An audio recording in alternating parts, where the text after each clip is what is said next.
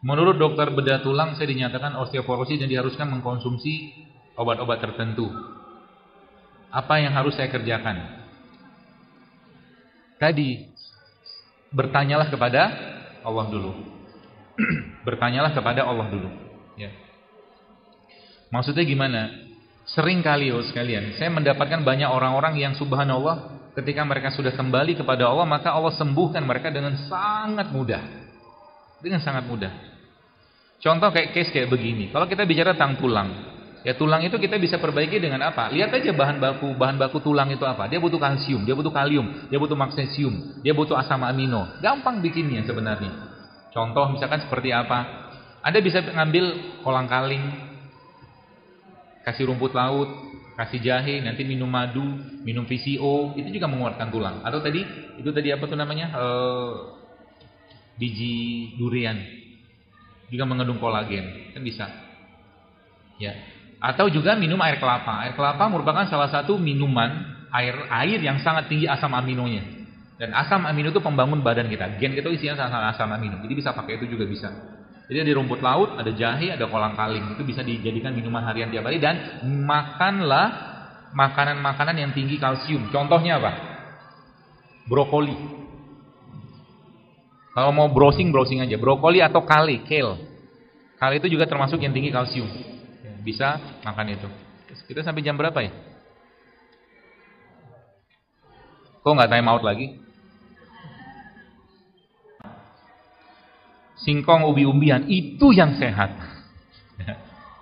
Coba kita belajar dari orang tua kita zaman dulu. Mereka kalau dulu ya sarapan mereka pagi ubi rebus, singkong rebus, pisang rebus, kan gitu kan? Betul nggak Pak?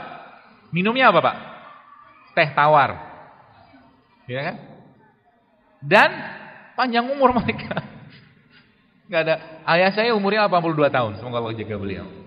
Mungkin sampai detik ini tidak pernah nyentuh pizza sama sekali. Sosis gitu nggak makan dia. Ikan pun dia milih ikannya. Nggak semua ikan dia makan.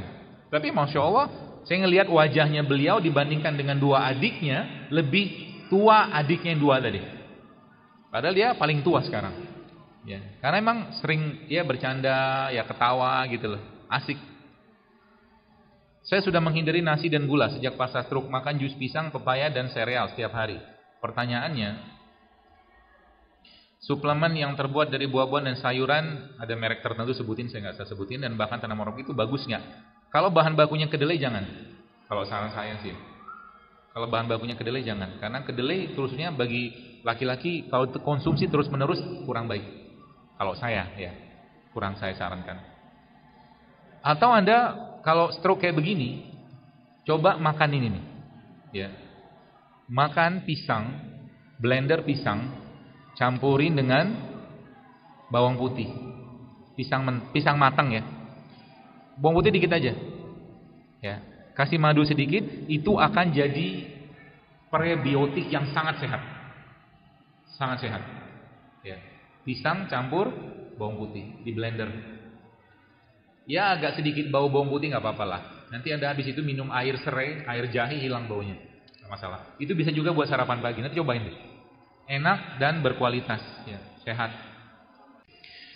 Apa pengganti gula pasir untuk bikin teh? Nggak usah pakai gula pasir kan, bikin teh nggak apa-apa kan? Teh tawar? Iya.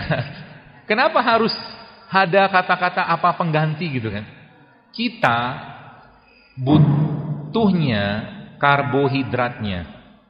Maka Anda minum teh tawar, tapi tehnya bukan teh saset kalau saya. Saya di rumah punya teh. Tehnya teh yang masih bunga-bunga itu, saya minum. Ada teh oolong, ada teh black tea, ada green tea. Itu saya minum. Malam mau tidur, enak banget tidurnya jadinya. Ya. Tehnya tawar nggak masalah. Kalau tetap pengen dapat manis kasih madu. Tapi kalau enggak juga teh tawar, Anda makan kurma, manis juga kan? Iya nggak? Dapat karbohidratnya. Termasuk bapak-bapak, kopi itu bagus menekan rasa lapar. Kopi bagus menekan rasa lapar, tapi jangan pakai gula. Jadi pagi-pagi kalau minum kopi, silakan minum kopi, makan kurma sedikit, 7 butir, selesai. Cukup sampai siang nanti itu. Ya, seperti itu. Boleh diganti dengan gula merah, kalau gula merah yang di pasaran enggak. Karena gula merah di pasaran juga dicampur sama gula pasir. Ya, saran saya kalau memang tetap apa namanya, tetap pengen ya tadi madu. Jam berapa batas makan malam? Kalau saya berpedomannya sebelum matahari tenggelam. Sebelum matahari tenggelam makanlah, tapi setelah matahari tenggelam kalau bisa jangan makan yang berat. Ya, terutama yang kalori tinggi. Sebab apa? Hormon kita di malam hari sudah berubah. Hormon malam kerjanya untuk rehat, untuk istirahat, bukan untuk ngolah-ngolah sesuatu gitu kan. Kalau siang matahari terbit sampai sore nanti itu hormon yang bekerja, hormon simpatik, sistem hormon ya. Jadi makanlah sebelum matahari tenggelam. Ya. Kalau lapar gimana? Buah-buahan cukup. Ya. Dan yakinlah Bapak sekalian, semakin kita membiasakan kita tidak banyak makan, nanti lama-lama makan sedikit cukup. Cukup insya Allah. Cuman karena kita kebiasaan aja sebenarnya. Ya, kalau sudah kita biasakan makan yang sehat dan sedikit, insya Allah cukup.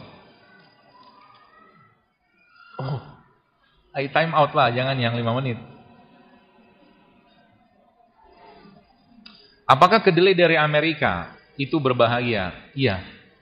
Karena sebagian besar di Amerika kedelainya setahu saya sudah GMO, rekayasa genetik. Ya. Termasuk bagi Anda yang makan buah-buahan yang tidak ada bijinya, yang sudah di cross breeding, saran saya jangan makan. Saran saya. Misalkan anggur nggak ada biji. Yang saya belum ketemu tuh kedondong tanpa biji, belum ada. Jadi seedless grape ya, anggur yang tanpa biji jangan makan. Kalau saran saya. Ya. Sekarang juga ada lagi anggur yang bentuknya kayak lonjong. Saya nggak mau makan itu. Kok anggur bentuknya begini kan anggurnya kan? Bentuknya kayak kurma panjang gitu. Nggak ada bijinya itu. Biasanya itu cross breeding. Ya. Kalau buah-buahan yang ada bibitnya atau ada bijinya, maka carilah ya buah-buahan yang ada bijinya. Sebaiknya. Sebab apa? Sekarang gini, kalau Anda mau tanam semangka, yang diambil apa? Bijinya loh.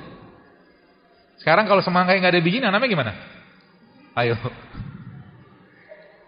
Nanamnya mereka punya bibit sendiri, yang hanya mereka yang pegang.